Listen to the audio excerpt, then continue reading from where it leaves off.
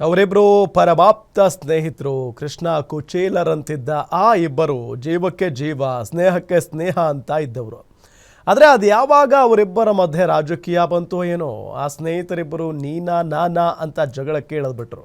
ಸರ್ಕಾರವನ್ನು ಸ್ಥಾಪಿಸಿ ಸರ್ಕಾರ ಕೆಡವಿದ ಆ ಇಬ್ಬರನ್ನ ಒಂದುಗೂಡಿಸುವಲ್ಲಿ ಬಿಜೆಪಿ ರಾಜ್ಯಾಧ್ಯಕ್ಷ ಯಶಸ್ವಿಯಾಗಿದ್ದಾರೆ. ನಾನೊಂದು ತೀರಾ ನೀನೊಂದು ತೀರಾ ಅಂತಿದ್ದ ರೆಡ್ಡಿ ರಾಮುಲು ಮತ್ತೆ ಒಂದಾಗಿದ್ದಾರೆ. ಒಮ್ಮೆ ನೋಡಿಬಿಡಿ, ಇವರಿಬ್ಬರ ಸ್ನೇಹ ಅದೆಷ್ಟು ಗಾಢ, ಅದೆಷ್ಟು ಬಾಂಧವ್ಯತೆ ಅನ್ನೋದು ಗೊತ್ತಾಗ್ಬಿಡುತ್ತೆ. ಹೌದು, ರೆಡ್ಡಿ ರಾಮುಲು ಅಂದ್ರೆ ಸಾಕು, ಎರಡು ಜೀವ ಒಂದೇ ಆತ್ಮ ಎಂತಿದ್ದವರು. ಉದ್ಯಮ ರಾಜಕಾರಣದ ಮೂಲಕ ರಾಜ್ಯದೆಲ್ಲೆಡೆ ಹೆಸರು ಮಾಡಿದ್ದ ಈ ಜೋಡಿ ಸರ್ಕಾರ ಸ್ಥಾಪಿಸಿ ಸರ್ಕಾರ ಪತನಕ್ಕೆ ಕಾರಣರಾದರಿವರು. ಆದರೆ ಇವರಿಬ್ಬರ ಸ್ನೇಹ ಕಳೆದ ಕೆಲ ತಿಂಗಳಿಗಳಿಂದ ದೂರವಾಗಿತ್ತು. ರಾಜಕೀಯ ವಿಚಾರವಾಗಿ ಶುರುವಾಗಿದ್ದ ಜಗಳ ವೈಯಕ್ತಿಕ ಮಟ್ಟದವರೆಗೂ ಮುಂದುವರೆದಿತ್ತು. ಇದರಿಂದ ರಾಜ್ಯ ಬಿಜೆಪಿಯ ಮೇಲೂ ಪರಿಣಾಮ ಬೀರ್ತಿದ್ದ ಬೆನ್ನಲ್ಲೇ ಬಿವೈ ವಿಜಯೇಂದ್ರ ರೆಡ್ಡಿ ರಾಮುಲರನ್ನ ಮತ್ತೆ ಒಂದಾಗಿಸುವಲ್ಲಿ ಯಶಸ್ವಿಯಾಗಿತ್ತು. ಗಣಿನಾಡಿನಲ್ಲಿ ಮತ್ತೆ ಧೂಳೆಬ್ಬಿಸ್ತಾರ ರೆಡ್ಡಿ ರಾಮುಲು.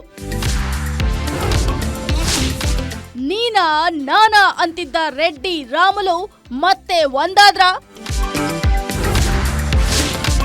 ರೆಡ್ಡಿ ರಾಮುಲು ಸ್ನೇಹ ಸಂಧಾನಕ್ಕೆ ಸಾಕ್ಷಿಯಾದ ವಿಜಯೇಂದ್ರ.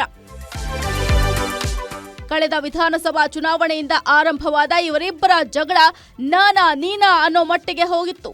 ಅಷ್ಟೇ ಅಲ್ಲದೆ ಇವರಿಬ್ಬರ ಜಗಳದಿಂದ ಬಳ್ಳಾರಿ ಜಿಲ್ಲಾ ಬಿಜೆಪಿಯಲ್ಲೂ ಕೂಡ ಬಿರುಕು ಮೂಡುವಂತೆ ಮಾಡಿತ್ತು. ಹೀಗಾಗಿ ಇವರಿಬ್ಬರ ಜಗಳವನ್ನ ಅರಿತ ಕೇಂದ್ರ ಬಿಜೆಪಿ ನಾಯಕರು ಇಬ್ರು ಸ್ನೇಹಿತರನ್ನ ಒಂದಾಗಿಸುವ ಜವಾಬ್ದಾರಿಯನ್ನ ಕೇಂದ್ರ ಸಚಿವ ಸೋಮಣ್ಣರಿಗೆ ವಹಿಸಿತು. ಕೇಂದ್ರ ಸಚಿವ ಸೋಮಣ್ಣ ಸಹ ಸ್ನೇಹಿತರ ಮಧ್ಯದ ಭಿನ್ನಾಭಿಪ್ರಾಯ ಬಗೆಹರಿಸೋಕೆ ರೆಡ್ಡಿ ರಾಮುಲುಗೆ ದೆಹಲಿಗೆ ಬುಲಾವ್ ನೀಡಿದ್ರು. ಆದರೆ ರೆಡ್ಡಿ ರಾಮುಲು ದೆಹಲಿಗೆ ತೆರಳುವ ಮುನ್ನವೇ ರಾಜ್ಯ ಬಿಜೆಪಿ ರಾಜ್ಯಾಧ್ಯಕ್ಷ ಬಿವೈ ವಿಜಯೇಂದ್ರ ಇಬ್ಬರು ಸ್ನೇಹಿತರನ್ನ ಮತ್ತೆ ಒಂದು ಮಾಡುವಲ್ಲಿ ಯಶಸ್ವಿಯಾಗಿದ್ದಾರೆ. ಶ್ರೀರಾಮುಲು ಅವರು, ಜನಾರ್ದನ್ ರೆಡ್ಡಿ ಅವರು ನಮ್ಮ ಪಕ್ಷದ ದೊಡ್ಡ ಶಕ್ತಿ. ಅವರು ಯಾವತ್ತೂ ಕೂಡ ಒಟ್ಟಾಗಿ ಒಂದಾಗಿ ಹೋದಾಗ ಭಾರತೀಯ ಜನತಾ ಪಾರ್ಟಿ ಹೆಚ್ಚು ಸ್ಥಾನಗಳನ್ನು, ವಿಶೇಷವಾಗಿ ನಮ್ಮ ಕಲ್ಯಾಣ ಕರ್ನಾಟಕದಲ್ಲಿ ನಾವು ಗೆದ್ದಿದ್ದೇವೆ. ಇವತ್ತು ಸಂತೋಷ ಇದೆ. ಅವರಿಬ್ಬರೂ ಸಹ ಪಕ್ಷದ ಬಗ್ಗೆ ನಿಷ್ಠೆಯನ್ನು ಇಟ್ಕೊಂಡು ಪಕ್ಷವನ್ನು, ಸಂಘಟನೆ ಬಲಪಡಿಸ್ತೇವೆ ಅಂತೇಳಿ ಅವರು ಕೂಡ ನನಗೆ ಸಹಕಾರ ನೀಡ್ತಾ ಇದ್ದಾರೆ. ತುಂಬ ಸಂತೋಷ. ವಿಜಯೇಂದ್ರ ಇಂದು ಗಂಗಾವತಿಯಲ್ಲಿ ಇಬ್ಬರನ್ನು ಮತ್ತೆ ಒಂದು ಮಾಡುವಲ್ಲಿ ಯಶಸ್ವಿಯಾಗಿದ್ದಾರೆ. ಶ್ರೀರಾಮುಲು ಜೊತೆ ಮತ್ತೆ ಅದೇ ಹಳೆಯ ಆತ್ಮೀಯತೆಯಿಂದಲೇ ರೆಡ್ಡಿ ಹ್ಯಾಂಡ್ ಶೇಕ್ ಮಾಡಿದ್ದಾರೆ. ಚಿಕ್ಕ ವಯಸ್ಸಿಂದ ಕೂಡ ರಾಜಕೀಯ ಅನ್ನೋದ್ರ ಬಗ್ಗೆ ಗೊತ್ತಿಲ್ಲದೆ ಇರೋ ಸಮಯದಿಂದ ಹಿಡಿದು ಜಾತಿಯಿಂದ ನಾವು ಸ್ನೇಹ ಮಾಡ್ಕೊಂಡಿಲ್ಲ. ರಾಜಕೀಯದಲ್ಲಿ ಬಂದು ನಾವು ಬೆಳಿಬೇಕಂತೇಳಿ ಸ್ನೇಹ ಮಾಡಿಲ್ಲ. ವ್ಯಾಪಾರ ವ್ಯವಹಾರಗಳಲ್ಲಿ ಬಹಳ ದೊಡ್ಡವರಾಗಬೇಕಂತ ನಾವು ಸ್ನೇಹ ಮಾಡಿಲ್ಲ. ಸ್ನೇಹ ನಿಜವಾದ ಸ್ನೇಹ. ಮಧ್ಯದಲ್ಲಿ ನಾವೇನು ಪುರಾಣಗಳು ಓದ್ತಾ ಇರ್ತೀವಿ, ಶ್ರೀಕೃಷ್ಣ ಮತ್ತು ಅರ್ಜುನನ ಮಧ್ಯದಲ್ಲಿ ಕೂಡ ಜಗಳ ಆಗಿದ್ದನ್ನ ನಾವು ಪುರಾಣಗಳಲ್ಲಿ ಓದ್ತೀವಿ.